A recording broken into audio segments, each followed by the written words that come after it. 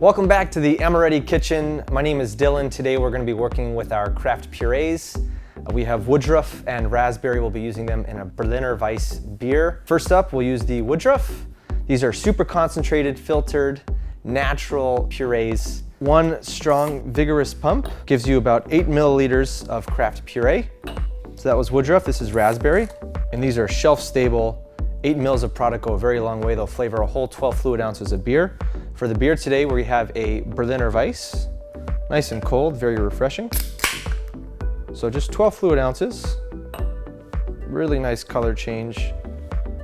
Again, these are natural and they are shelf stable.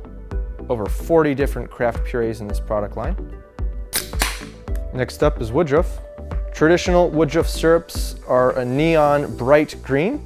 Ours is not, because we don't use artificial coloring. Again, these are natural. There you have it, our raspberry and Woodruff infused craft purees in a Berliner Weisse.